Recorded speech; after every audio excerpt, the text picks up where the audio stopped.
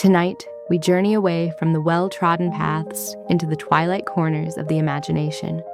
I want you all to comment below what time it is and where you are watching from right now. This collection gathers together forgotten whispers and moonlit secrets, tales from the heart of Hans Christian Andersen and other timeless storytellers. These are stories of profound sacrifice and impossible love, of courage found in the coldest of winters, and of beauty discovered where no one thought to look within them. A mermaid yearns for an immortal soul, a queen of snow rules a palace of ice, and a simple duckling dreams of belonging. These are tales that remind us that even in the deepest sorrow, there is magic, and that the greatest transformations often begin with a single heartfelt wish. Passed down through generations, their echoes still find us, ready to be heard once more. So settle in and let us begin our journey with the first tale, a story from the deepest, most mysterious part of the ocean, the Little Mermaid. Far out in the ocean, where the water is as blue as the prettiest cornflower and as clear as crystal, it is very, very deep. So deep indeed that no anchor could ever reach the bottom, and many steeples would have to be piled one on top of the other to reach from the depths to the surface of the water. Down there live the sea folk. Now you must not imagine that there is nothing but bare white sand at the bottom of the sea. No, the most wonderful trees and plants grow there, whose leaves and stems are so supple that the slightest motion of the water causes them to stir as if they had life. Fishes, both great and small, glide among the branches, as birds fly among the trees here upon land. In the deepest spot of all stands the castle of the Sea King. Its walls are built of coral, and the long Gothic windows are of the clearest amber. The roof is made of shells that open and close as the water flows over them. They look lovely, for in each lies a glistening pearl, any one of which would be worthy to be in a queen's crown. The Sea King had been a widower for many years, and his aged mother kept house for him. She was a very wise woman and exceedingly proud of her high birth. On that account, she wore 12 oysters on her tail, while the other nobles were only allowed to wear 6. She was, however, deserving of very great praise, especially for her care of the little sea princesses, her granddaughters. They were 6 beautiful children, but the youngest was the prettiest of them all. Her skin was as clear and delicate as a rose leaf, and her eyes as blue as the deepest sea. But like all the others, she had no feet, and her body ended in a fish's tail. All day long they played in the castle, down in the great halls where living flowers grew out of the walls. The large amber windows were open, and then the fish swam into them, as the swallows fly into our houses when we open the windows, excepting that the fishes swam up to the princesses, ate out of their hands, and allowed themselves to be stroked. Outside the castle there was a beautiful garden in which grew bright red and dark blue flowers, with fruit that shone like gold and leaves and stems that were ever moving. The soil itself was the finest sand, but blue as the flame of burning sulfur. Over everything lay a peculiar blue radiance, as if it were surrounded by the air from above, through which the blue sky shone instead of the dark depths of the sea. In a calm you could see the sun, which looked like a purple flower with the light streaming from the center of its petals. Each of the young princesses had a little plot of ground in the garden where she might dig and plant as she pleased. One arranged her flower bed into the form of a whale, another thought it better to make hers like the figure of a little mermaid. But the youngest made hers quite round, like the sun, and planted it with flowers as red as his rays at sunset. She was a strange child, quiet and thoughtful, and while her sisters would be delighted with the wonderful things which they obtained from the wrecks of vessels, she cared for nothing but her beautiful red flowers, like the sun, and a beautiful marble statue. It was the statue of a handsome boy, carved out of pure white stone, which had fallen to the bottom of the sea.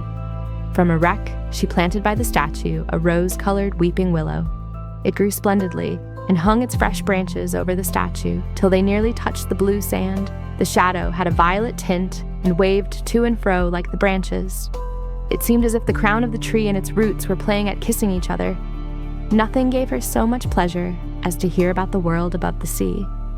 She made her old grandmother tell her all she knew of the ships and of the towns, the people and the animals. To her it seemed most wonderful and beautiful to hear that the flowers of the land should have fragrance, and not those below the sea, that the trees of the forest should be green, and that the fishes among the trees could sing so sweetly that it was quite a pleasure to hear them. Her grandmother called the little birds fishes, or she would not have understood her, for she had never seen a bird. "When you have reached your 15th year," said the grandmother, "you will have permission to rise up out of the sea, to sit on the rocks in the moonlight, while the great ships are sailing by, and then you will see both forests and towns." In the following year, one of the sisters would be 15, but as each was a year younger than the other, the youngest would have to wait 5 years before her turn came to rise up from the bottom of the ocean, but each promised to tell the others what she saw on her first visit and what she thought the most beautiful. For their grandmother could not tell them enough. There were so many things on which they wanted information. None of them longed so much for her turn to come as the youngest, she who had the longest time to wait and who was so quiet and thoughtful. Many a night she stood by the open window, looking up through the dark blue water and watching the fish as they moved their fins and tails about. She could see the moon and stars shining faintly, but through the water, they looked larger than they do to our eyes. When something like a black cloud passed between her and them, she knew that it was either a whale swimming over her head or a ship full of human beings, who never imagined that a little mermaid was standing beneath them, holding out her white hands towards the keel of their vessel. At last, the eldest princess became 15 and was allowed to rise to the surface of the ocean. When she returned, she had hundreds of things to talk about, but the most beautiful, she said, was to lie in the moonlight on a sandbank, in the quiet sea, near the coast, and to gaze on a large town nearby where the lights were twinkling like 100 stars, to listen to the sounds of the music, the noise of carriages, and the voices of human beings, and then to hear the merry bells peal out from the church steeples. And because she could not go near to all those wonderful things, she longed for them more than ever. Oh, did not the youngest sister listen eagerly to all these descriptions? And afterwards, when she stood at the open window looking up through the dark blue water, she thought of the great city, with all its bustle and noise, and even fancied she could hear the sound of the church bells down in the depths of the sea. In another year, the second sister received permission to rise to the surface of the water and to swim about where she pleased. She rose just as the sun was setting, and this, she said, was the most beautiful sight of all.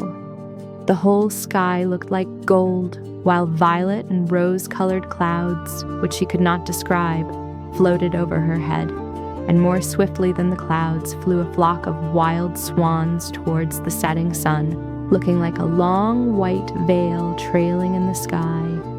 She also swam towards the sun, but it sunk into the waves, and the rosy tints faded from the clouds and from the sea. The third sister's turn came next. She was the boldest of them all, and she swam up a broad river that emptied itself into the sea. On the banks, she saw green hills covered with beautiful vines. Palaces and castles peeped out from amid the proud trees of the forest. She heard the birds singing, and the rays of the sun were so powerful that she was obliged often to dive down under the water to cool her burning face. In a narrow creek, she found a whole troop of little human children running about and playing. They were naked and splashed and played in the water. She wanted to play with them, but they fled in a great fright. And then a little black animal came to the water. It was a dog, but she did not know that, for she had never before seen one. The little animal barked at her so terribly that she became frightened and rushed back to the open sea. But she said she should never forget the beautiful forest, the green hills, and the pretty children who could swim in the water, although they had not fishes' tails. The fourth sister was more timid. She remained in the midst of the rough sea, but she said it was quite as beautiful there as nearer the land. She saw ships sailing in the distance so that they looked like seagulls. The playful dolphins leaped in the waves, and the great whales spouted water from their nostrils till it seemed as if 100 fountains were playing in every direction. Now came the turn of the fifth sister. Her birthday was in the winter, so she saw what the others had not seen the first time they went up. The sea looked quite green, and large icebergs were floating about, each like a pearl, she said, but larger and loftier than the churches built by men. They were of the most singular shapes. and glittered like diamonds. She had seated herself upon one of the largest and let the wind play with her long hair, and she remarked that all the ships sailed by rapidly and steered as far away as they could from the iceberg, as if they were afraid of it. Towards evening, as the sun went down, dark clouds covered the sky, the wind rose, and the waves rose to a great height, while the icebergs glittered in the red light. All the ships reefed their sails, and there was fear and trembling on board, while she sat calmly on her floating iceberg, watching the blue lightning as it darted from the clouds and flashed across the sea. At the first visit of each of the princesses to the surface of the water, she had been delighted with the new and beautiful things she saw. But now, as they were grown up and could go when they pleased, they had become indifferent to it. They wished themselves back in the water, and after a month had passed, they said it was much more beautiful down below and pleasanter to be at home. Yet often in the evening hours, the 5 sisters would twine their arms round each other and rise to the surface in a row. They had beautiful voices, much more charming than any human being could have, and before the approach of a storm, and when they expected a ship would be lost, they would swim before the vessel and sing most sweetly of the delights to be found in the depths of the sea, and begging the sailors not to be afraid of coming down to them. But the sailors could not understand the song. They took it for the howling of the wind, nor could they see the beautiful palace of the Sea King, for when the ship sank, the men were drowned, and their dead bodies alone reached the palace. When the sisters rose, arm in arm, through the water in this way, their youngest sister would stand quite alone, looking after them, ready to cry, only that the mermaids have no tears, and therefore they suffer more. "Oh, were I but 15 years old," said she, "I know that I should love the world up there and all the people who live in it." At last, she reached her 15th year. "Well, now you are grown up," said the old dowager, her grandmother, "so you must let me adorn you like your other sisters." And she placed a wreath of white lilies in her hair, and every flower leaf was half a pearl. Then the old lady ordered 8 great oysters to fasten themselves to the princess's tail to show her high rank. "But they hurt me so," said the little mermaid. "Pride must suffer pain," replied the old lady. Oh, how gladly she would have shaken off all this grandeur and laid aside the heavy wreath. The red flowers in her own garden would have suited her much better, but she could not alter it. "Farewell," she said, and rose as lightly as a bubble to the surface of the water. The sun had just set as she raised her head above the waves, but the clouds were tinted with crimson and gold, and through the glimmering twilight beamed the evening star in all its beauty. The sea was calm, and the air mild and fresh. A large ship with 3 masts lay becalmed on the water with only 1 sail set, for not a breeze stirred, and the sailors sat idle on deck or amongst the rigging. There was music and song on board, and as the evening closed in, 100 colored lanterns were lighted, as if the flags of all nations were waving in the air. The little mermaid swam close to the cabin windows, and now and then, as the waves lifted her up, she could look in through the clear glass panes and see a number of well-dressed people. Within among them was a young prince, the most beautiful of all, with large black eyes. He was 16 years of age, and his birthday was being kept with much rejoicing. The sailors were dancing on deck, but when the prince came out of the cabin, more than 100 rockets rose in the air, making it as bright as day. The little mermaid was so startled that she dived under the water, and when she again stretched out her head, it appeared as if all the stars of heaven were falling around her. She had never seen such fireworks before. Great suns spurted fire about, splendid fireflies flew into the blue air, and everything was reflected in the clear, calm sea. The ship was so brightly illuminated that all the people, and even the smallest rope, could be distinctly and plainly seen. And how handsome the young prince looked as he pressed the hands of all present and smiled at them, while the music resounded through the clear night air. It was very late, yet the little mermaid could not take her eyes from the ship or from the beautiful prince. The colored lanterns had been extinguished, no more rockets rose in the air, and the cannon had ceased to fire. But the sea became restless, and a moaning, grumbling sound could be heard beneath the waves. Still the little mermaid remained by the cabin window, rocking up and down on the water, which enabled her to look in. After a while, the sails were quickly unfurled and the noble ship continued her passage. But soon the waves rose higher, heavy clouds darkened the sky, and lightning appeared in the distance. A dreadful storm was approaching. Once more the sails were reefed, and the great ship pursued her flying course over the raging sea. The waves rose mountains high, as if they would have overtopped the mast, but the ship dived like a swan between them, and then rose again on their lofty, foaming crests. To the Little Mermaid, this appeared pleasant sport. Not so to the sailors. At length the ship groaned and creaked. The thick planks gave way under the lashing of the sea. The mast broke asunder like a reed. The ship lay over on her side, and the water rushed in. The Little Mermaid now perceived that the crew were in danger, for she herself was obliged to be careful to avoid the beams and planks of the wreck which lay scattered on the water. At one moment it was so pitch dark that she could not see a single object, but a flash of lightning revealed the whole scene. She could see everyone on board excepting the prince. When the ship parted, she had seen him sink into the deep waves, and she was glad, for she thought he would now be with her. And then she remembered that human beings could not live in the water, so that when he got down to her father's palace, he would be quite dead. But he must not die. So she swam about among the beams and planks which strewed the surface of the sea, forgetting that they could crush her to pieces.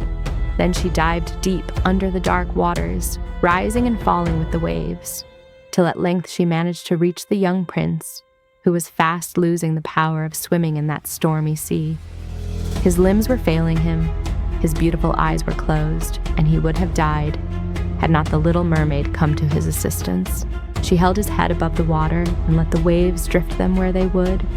In the morning the storm had ceased, but of the ship not a single fragment could be seen. The sun rose up red and glowing from the water, and its beams brought back the hue of health to the prince's cheeks, but his eyes remained closed. The mermaid kissed his high, smooth forehead and stroked back his wet hair. He seemed to her like the marble statue in her little garden, and she kissed him again and wished that he might live. Presently they came in sight of land. She saw lofty blue mountains, on which the white snow rested, as if a flock of swans were lying upon them. Near the coast were beautiful green forests, and close by stood a large building, whether a church or a convent she could not tell. Orange and citron trees grew in the garden, and before the door stood lofty palms. The sea here formed a little bay in which the water was quite still but very deep. So she swam with the handsome prince to the beach, which was covered with fine white sand, and there she laid him in the warm sunshine, taking care to raise his head higher than his body. Then the bells sounded in the large white building, and a number of young maidens came into the garden. The Little Mermaid swam out farther from the shore and placed herself between some high rocks that rose out of the water. Then she covered her head and neck with the foam of the sea so that her little face might not be seen, and watched to see what would become of the poor prince. She did not wait long before she saw a young girl approach the spot where he lay. She seemed frightened at first, but only for a moment. Then she fetched a number of people, and the mermaid saw that the prince came to life again, and smiled upon those who stood round him. But he did not smile at her. He did not even know that she had saved him. This made her very unhappy, and when he was led away into the great building, she dived down sorrowfully into the water and returned to her father's castle. She had always been silent and thoughtful, and now she was more so than ever. Her sisters asked her what she had seen during her first visit to the surface of the water, but she would tell them nothing. Many an evening and morning did she rise to the place where she had left the prince. She saw the fruits in the garden ripen and watched them gathered. She saw the snow on the tops of the mountains melt away, but she never saw the prince, and therefore she returned home, always more sorrowful than before. It was her only comfort to sit in her own little garden and fling her arms round the beautiful marble statue which was like the prince. But she gave up tending her flowers, and they grew in wild confusion over the paths, twining their long leaves and stems round the branches of the trees, so that the whole place became dark and gloomy. At length she could bear it no longer, and told one of her sisters all about it. Then the others heard the secret, and very soon it became known to two mermaids whose intimate friend happened to know who the prince was. She had also seen the festival on board ship, and she told them where the prince came from and where his palace stood. "Come, little sister," said the other princesses. Then they entwined their arms and rose up in a long row to the surface of the water, close by the spot where they knew the prince's palace stood.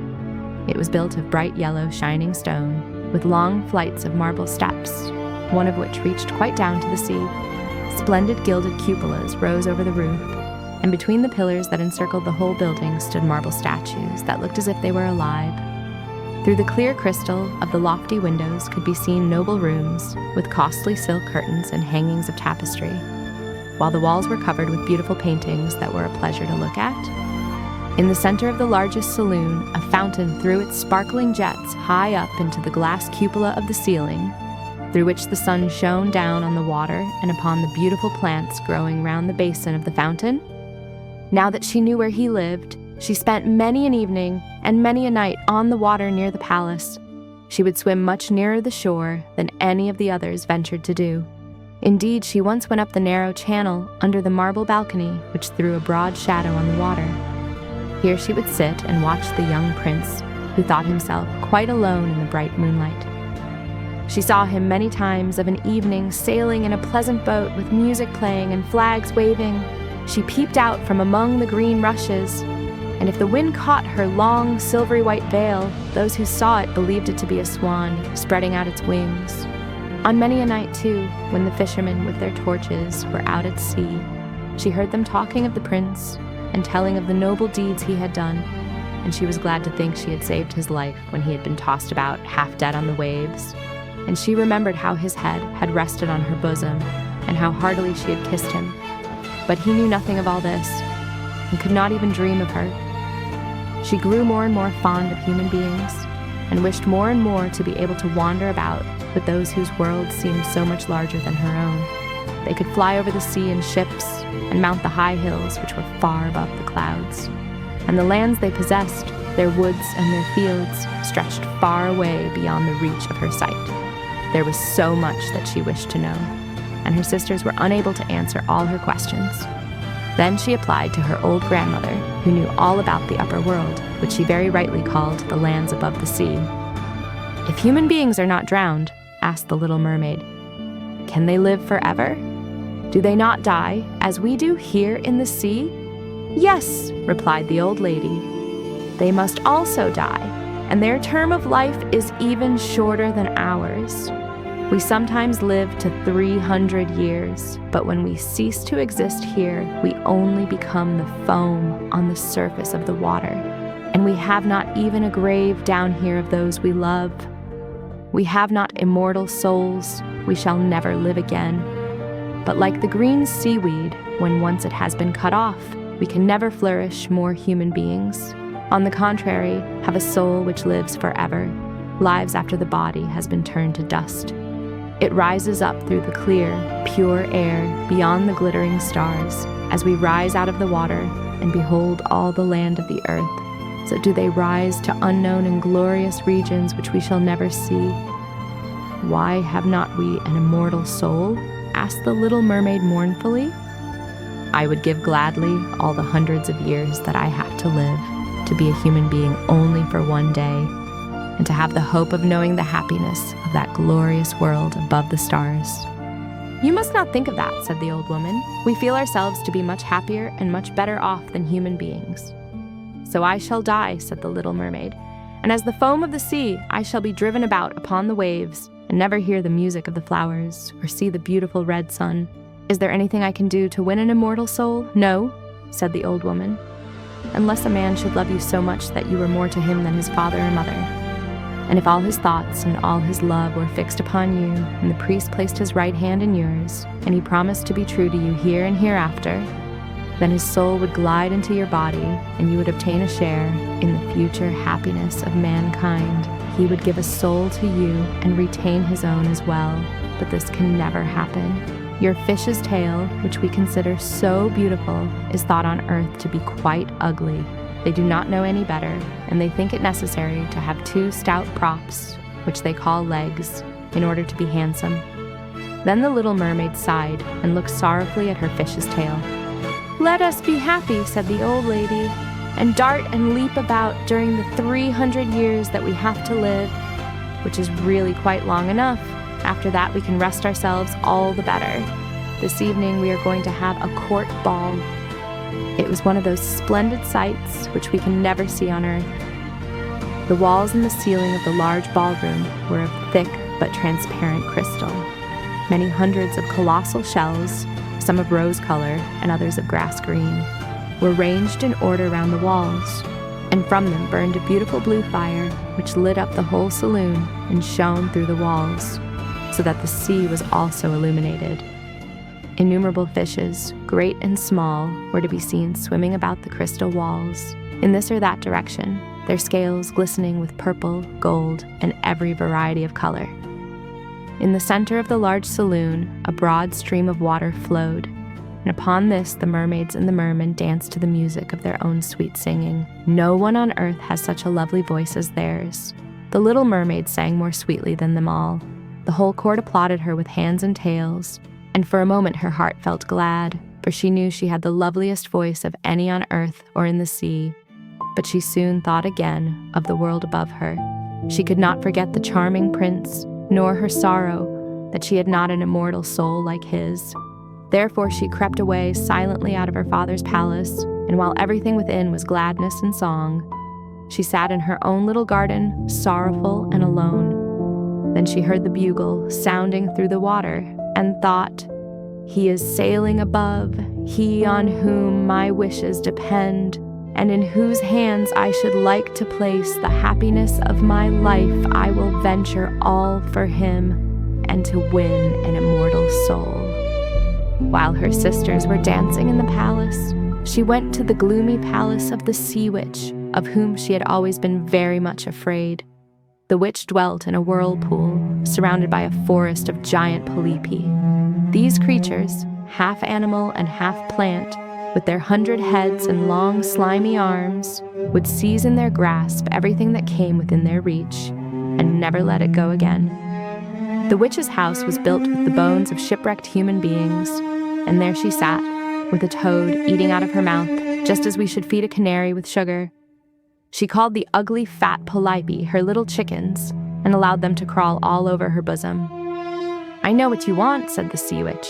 "It is very stupid of you, but you shall have your way, and it will bring you to sorrow, my pretty princess. You want to get rid of your fish's tail, and to have 2 supports instead of it, like human beings on earth, so that the young prince may fall in love with you, and that you may have an immortal soul."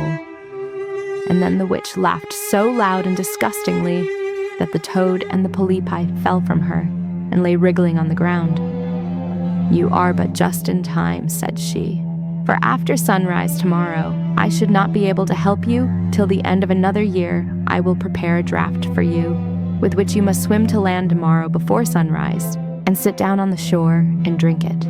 Your tail will then disappear and shrink up into what mankind calls legs, and you will feel great pain, as if a sword were passing through you.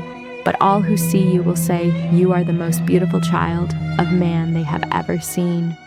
You will still have the same floating gracefulness of movement, and no dancer will ever tread so lightly, but every step you take will be as if you were treading upon sharp knives, and as if your blood must flow. If you will bear all this, I will help you."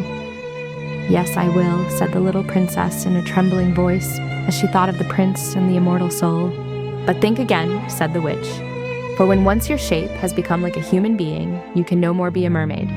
You will never return through the water to your sisters or to your father's palace again, and if you do not win the love of the prince, so that he is willing for your sake to forget his father and mother, to cling to you with his whole soul, and to ask the priest to join your hands, that you may be man and wife, then you will never have an immortal soul. The first morning after he marries another, your heart will break, and you will become foam on the crest of the waves." "I will do it," said the little mermaid, and she became pale as death. "But I must be paid also," said the witch. "And it is not a trifle that I ask. You have the sweetest voice of any who dwell here in the depths of the sea, and you believe that you will be able to charm the prince with it. But this voice you must give to me. The best thing you possess I will have for the price of my draught. My own blood I must mix with it, that it may be as sharp as a 2-edged sword." "But if you take my voice," said the little mermaid, "what is left for me?" Your beautiful form, your graceful walk, and your expressive eyes, surely with these you can enchain a man's heart. Well, have you lost your courage? Put out your little tongue that I may cut it off as my payment. Then you shall have the powerful draught." "It shall be," said the little mermaid. Then the witch placed her cauldron on the fire to prepare the magic draught. "Cleanliness is a good thing," said she, scouring the vessel with a bundle of snakes. Then she pricked her breast and let the black blood drop into it. The steam that rose formed itself into such horrible shapes that no one could look at them without fear. Every moment the witch threw something else into the vessel, and when it began to boil, the sound was like the weeping of a crocodile. When at last the magic draught was ready, it looked like the clearest water. "There it is for you," said the witch. Then she cut off the mermaid's tongue so that she became dumb and would never again speak or sing. She went back through the wood and the whirlpool, and her sisters, who were waiting, knew not what to think, but she could not tell them. When she reached her father's palace, it seemed deserted. The lights in the ballroom were extinguished, and all were asleep. She did not venture to go into them, for now she was dumb and going to leave them forever. She felt as if her heart would break. She stole into the garden, took a flower from the flower beds of each of her sisters, kissed her hand 1,000 times towards the palace, and then rose up through the dark blue sea. She reached the prince's palace and went up the marble steps and drank the burning sharp draught. It seemed as if a two-edged sword went through her delicate body. She fell down as if in a faint and lay like one dead. When the sun shone on the sea, she awoke and felt a piercing pain. But just before her stood the handsome young prince. He fixed his coal-black eyes upon her so earnestly that she cast down her own, and then became aware that her fish's tail was gone, and that she had as pretty a pair of white legs and tiny feet as any little maiden could have. But she had no clothes, so she wrapped herself in her long, thick hair. The prince asked her who she was and how she came there, but she could only look at him with her deep, blue, melancholy eyes. For alas, she could not speak. He took her by the hand and led her into the palace. Every step she took was, as the witch had said it would be, as if she were treading on the points of needles or sharp knives, but she bore it gladly, and with the prince at her side, she moved as lightly as a bubble, so that he and all who saw her wondered at her graceful, swaying movements. She was very soon arrayed in costly robes of silk and muslin, and was the most beautiful creature in the palace. But she was dumb, and could neither speak nor sing. Beautiful female slaves, dressed in silk and gold, appeared and sang before the prince and his royal parents. One sang better than all the others, and the prince clapped his hands and smiled at her. This was a great sorrow to the little mermaid. She knew how much more sweetly she herself could sing once, and she thought, "Oh, if he could only know that to be with him, I have given away my voice forever." She danced before them, and all who saw her were charmed with her beauty. Her lovely arms, her graceful form seemed to say what her lips could not. At last the prince declared that she should always be with him, and she received permission to sleep at his door on a velvet cushion. He had a page's dress made for her, that she might accompany him on horseback.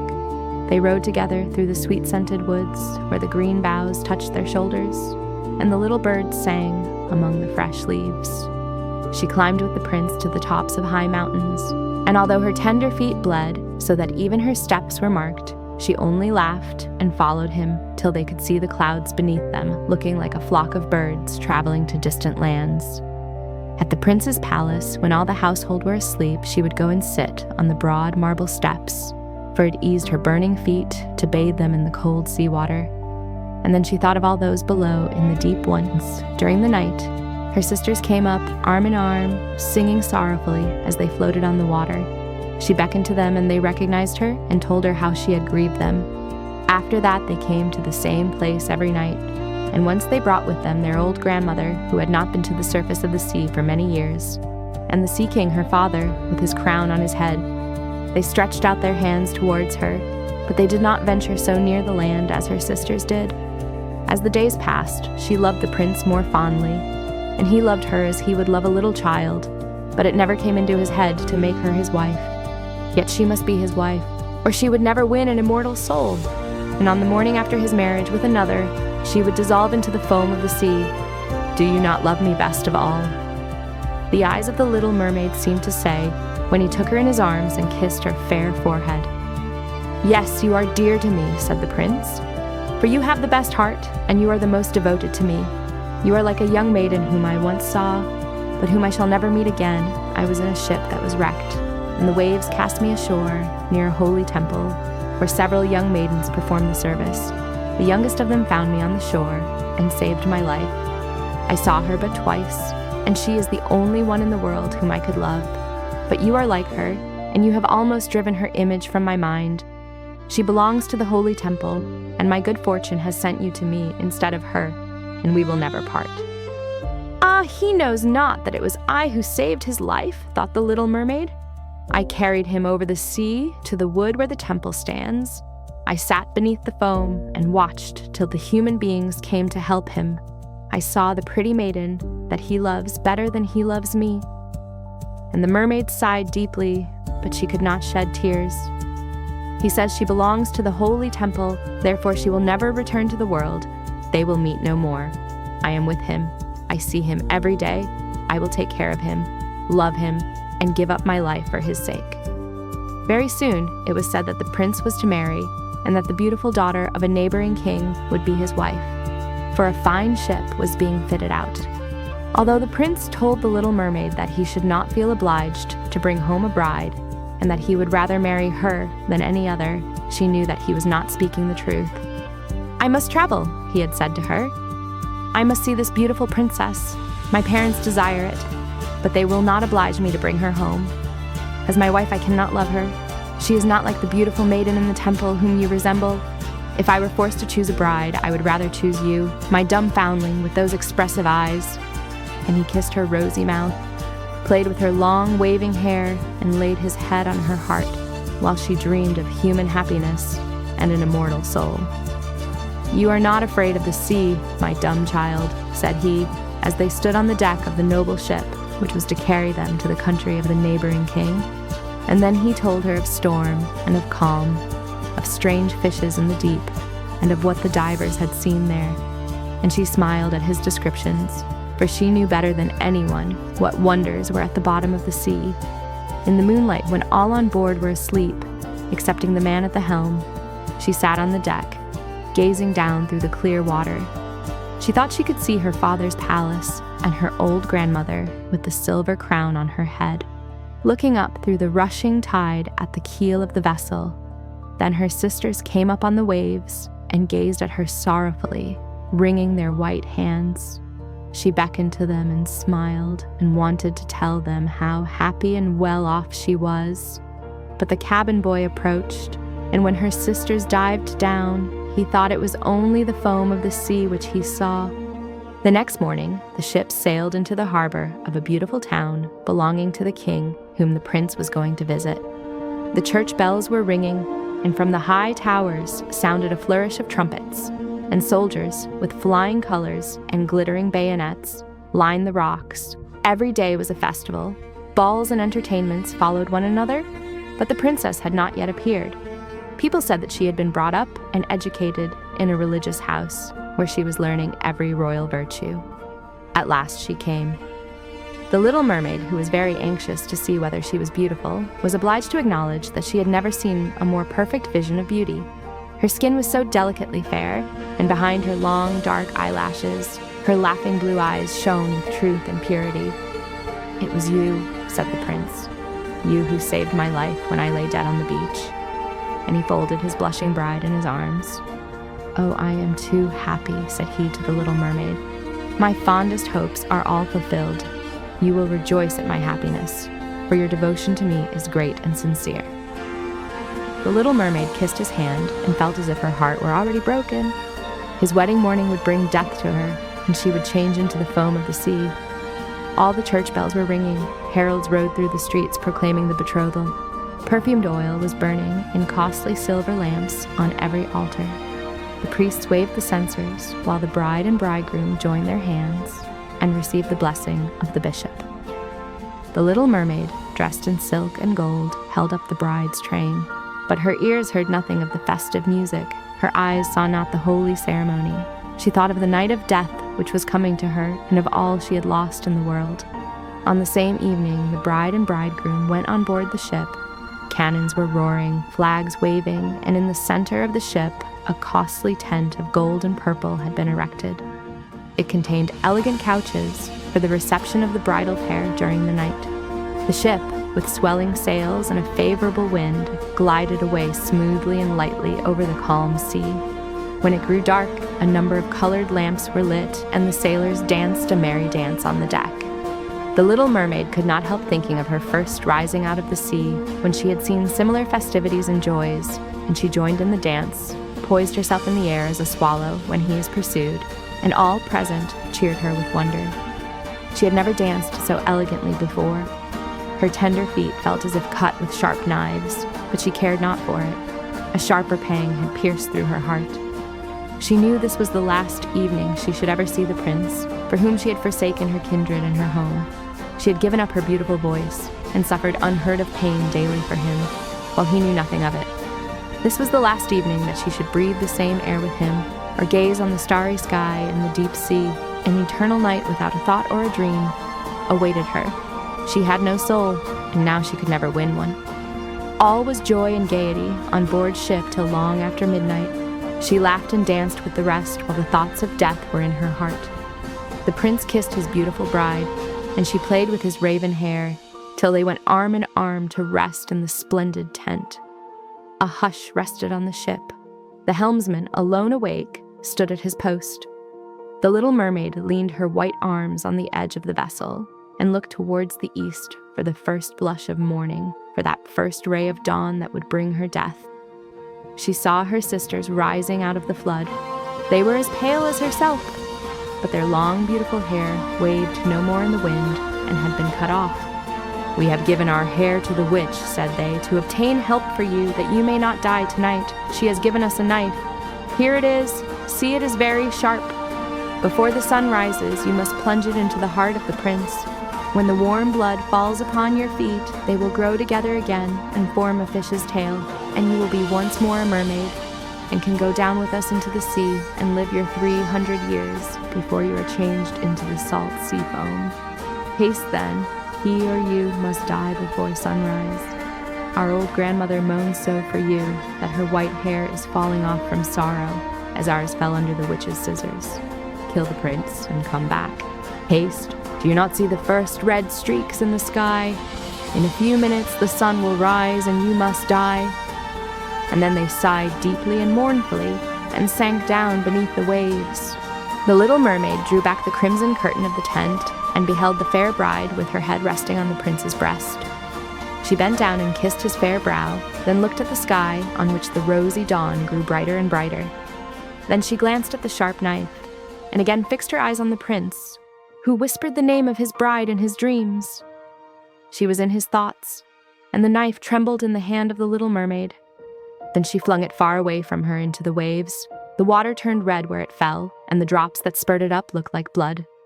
She cast one more lingering, half-fainting glance at the prince, and then threw herself from the ship into the sea, and thought her body was dissolving into foam. The sun rose from the sea, and the warmth of its rays fell on the cold foam of the Little Mermaid, who did not feel as if she were dying. She saw the bright sun, and all around her floated hundreds of transparent, beautiful beings. She could see through them the white sails of the ship and the red clouds in the sky. Their speech was melodious, but too ethereal to be heard by human ears, as they were also unseen by human eyes. The Little Mermaid perceived that she had a body like theirs, and that she continued to rise higher and higher out of the foam. "Where am I?" asked she, and her voice sounded ethereal as the voice of those who were with her. No earthly music could imitate it. "Among the daughters of the air," answered one of them. "A mermaid has not an immortal soul, nor can she obtain one unless she wins the love of a human being. On the power of another hangs her eternal destiny. But the daughters of the air, although they do not possess an immortal soul, can, by their good deeds, procure one for themselves. We fly to warm countries and cool the sultry air that destroys mankind with the pestilence. We carry the perfume of the flowers to spread health and restoration. After we have striven for 300 years to all the good in our power, we receive an immortal soul and take part in the happiness of mankind." You, poor little mermaid, have tried with your whole heart to do as we are doing. You have suffered and endured and raised yourself to the spirit world by your good deeds. And now, by striving for 300 years in the same way, you may obtain an immortal soul. The little mermaid lifted her glorified eyes towards the sun and felt them for the first time filling with tears. On the ship in which she had left the prince, there was life and noise. She saw him and his beautiful bride searching for her. Sorrowfully they gazed at the pearly foam as if they knew she had thrown herself into the waves. Unseen, she kissed the forehead of his bride and fanned the prince, and then mounted with the other children of the air to a rosy cloud that floated through the ether. After 300 years, thus shall we float into the kingdom of heaven, said she. And we may even get there sooner, whispered one of her companions. Unseen, we can enter the houses of men where there are children, and for every day on which we find a good child, who is the joy of his parents and deserves their love, our time of probation is shortened. The child does not know when we fly through the room that we smile with joy at his good conduct, for we can count 1 year less of our 300 years. But when we see a naughty or a wicked child, we shed tears of sorrow, and for every tear a day is added to our time of trial. And now, our next tale takes us from the depths of the ocean to a kingdom of ice and snow, a world ruled by a queen whose heart is as cold as the winter frost. This is the story of two dear friends and a journey to the ends of the earth. This is the Snow Queen.